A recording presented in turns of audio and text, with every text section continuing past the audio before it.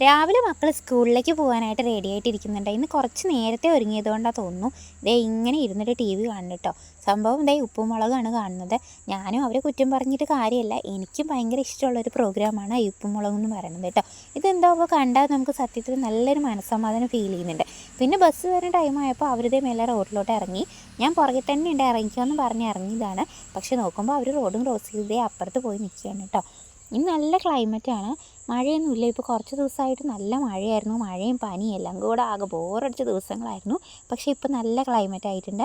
അങ്ങനെ മക്കളുടെ ബസ്സൊക്കെ വന്ന് അവരെ കയറ്റി വിട്ടതിന് ശേഷം എൻ്റെ പരിപാടികൾ ഞാൻ നോക്കി. പിന്നെ ഉച്ചയായപ്പോഴേക്കും എൻ്റെ പണിയൊക്കെ ഒരുക്കി ഞാൻ ബിഗ് ബോസ് കാണാനായിട്ട് ഇരുന്നു കേട്ടോ. ഇനി 2-3 ദിവസമല്ലേ ആകെയുള്ളൂ. അപ്പോൾ അതും കണ്ടുകൊണ്ടാണ് ദേ ഉച്ചത്തെ ഫുഡ് കഴിക്കലും കൂടെ. അങ്ങനെ ഫുഡൊക്കെ എടുത്തു. ഇന്ന് ചോറിന് കൂടെ കപ്പക്കറി ഉണ്ടായിരുന്നു, പിന്നെ പയറുപ്പേരി, മാങ്ങ അച്ചാറുണ്ടായിരുന്നു. അങ്ങനെ അതൊക്കെ ആയിട്ട് ഫുഡും കഴിച്ച് ബിഗ് ബോസും കഴിഞ്ഞൊന്ന് കിടന്നുറങ്ങിയിട്ട് ചായ ഉണ്ടാക്കി. മക്കൾ വരാൻ നേരം ആയപ്പോൾ ഇന്ന് കഴിക്കാനായിട്ട് അവർക്ക് ബ്രെഡാണ് റോസ്റ്റ് ചെയ്ത് കൊടുക്കുന്നത്.